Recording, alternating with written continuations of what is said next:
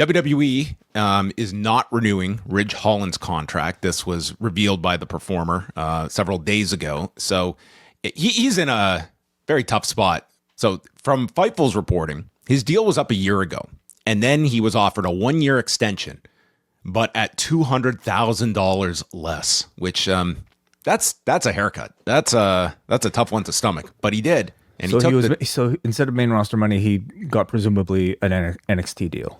Yeah, which is where he's been for the last year on NXT. And so he took the reduced amount and then is loaned out to do the TNA tapings a couple of weeks ago, suffers his foot injury, which is going to keep him on the shelf for 6 to 7 months.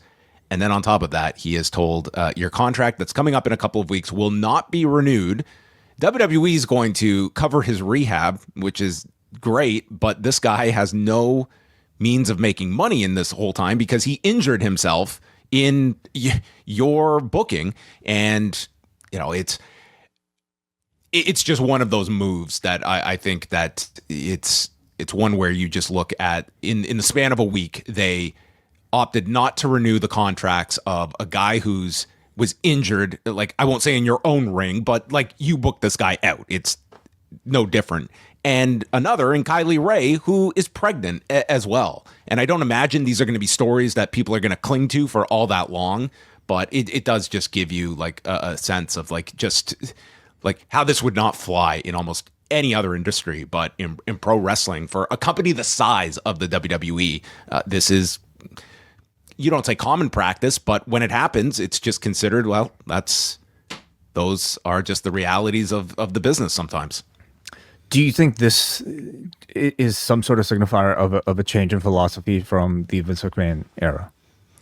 Not really. Like there were some really callous cuts under the old regime too. You look at when Andrew Martin won Test, he had to have like that serious neck surgery back in the early 2000s, and he was cut as he was rehabbing from that. Dawn Marie was pregnant when she was let go.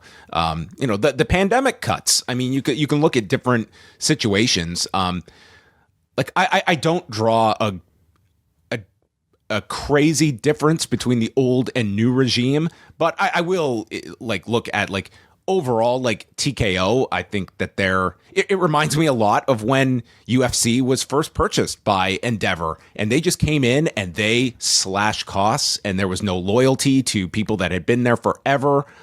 People that had been told that they had contracts for life, like a Chuck Liddell, someone who like would be akin to like a management coming in and firing Steve Austin as like one of your like real pillars of your popularity boom, and boom, they just slashed that deal, and he was certainly not alone in that one. And that's that's the DNA that runs through this company, and like we make light of it with our favorite sound bites and stuff, but that's how this operates. And I don't want to make this a comparison thing, but like if a month from now we heard that Kota Ibushi's contract is not being renewed, I would be just as vociferous about that. And the comparisons are just, they could not be more night and day. Like Kota Ibushi, like we'll get into this, like he has a 2-year recovery process in order to get back into the ring, if he ever makes it back into the ring. I think it's a much bigger if now. And I would state that I don't think this guy is going to have to worry about money during this recovery period, and that's a big thing for these performers that suffer significant injuries. And here's a guy that is 37 in Ridge Holland. He's got like 5 kids as well, and now you have like the mental anguish of like there's going to be no money coming in for you as you're rehabbing this injury. Yeah, really tough situation. The fact that he was willing to take a pay cut to do NXT, what does that tell you? To me, that tells me that they were probably on the verge of cutting him back then anyway. And maybe as some sort of like, like final last chance, like maybe they decided to put him on an NXT deal to see if he could prove himself. I just that's only speculation. I have no idea. But they clearly didn't see enough improvement to continue to invest in him. And it's unfortunate. And I'll add, like, they have that right. It's the injury that I think rubs everyone the wrong way. Like, here is somebody that, like, you know, he's 37 years old. He's been in their system many years now. Like, you could argue that they have seen all they're going to see out of a Ridge Holland.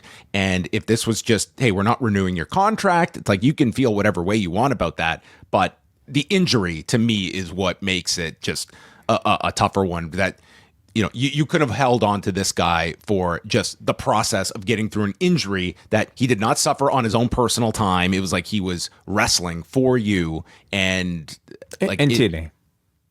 Well, that's what I'm saying. It was in TNA, but it was like he did not take that booking on his own. He was assigned to take that booking by WWE. I mean, he was doing what he was instructed to do. Yeah. So, all that said,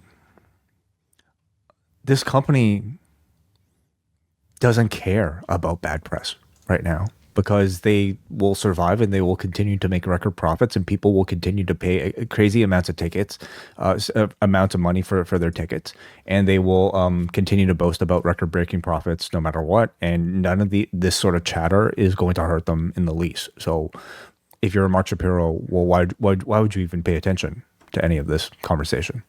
What's the risk for him? I would venture to guess that Mark Shapiro wouldn't even know who Rich Holland is. That would be he's just a dollar sign or just whatever number he is, right? Yeah, and that's again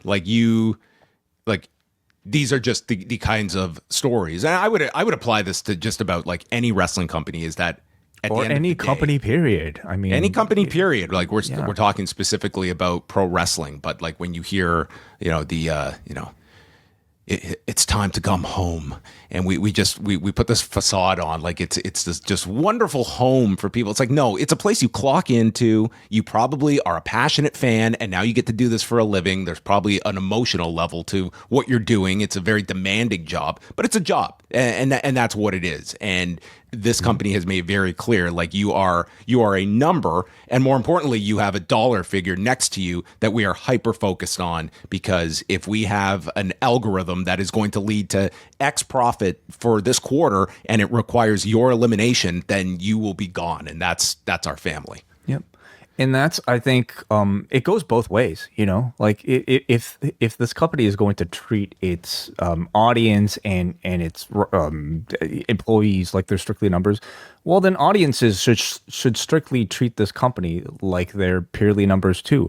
Vote with your dollars if you're unhappy with the way that they're, you know, something like this is about something like this happening. If you're unhappy with any sort of practices, don't hold on to any sort of like loyalty to this wrestling brand, this organization, because it gave you warm and fuzzy feelings at some point in your life. They're just a machine, like most corporations are. So it's, you know, vote with your dollars, just like they are. On the Post Wrestling Cafe this month, John Pollock and Wei Ting sit down for a new edition of Talk. We are also going back to 1992 to look at the G1 climax from that year. Rich Vann and WH Park are getting together to review Peacemaker Season 2 and look at Marvel Zombies. Plus, we have Book Club detailing Kamala Harris's new release, 107 Days, weekly editions of Collision Course, and the XL versions of Rewind to Raw, Dynamite, and SmackDown. All can be found at postwrestlingcafe.com.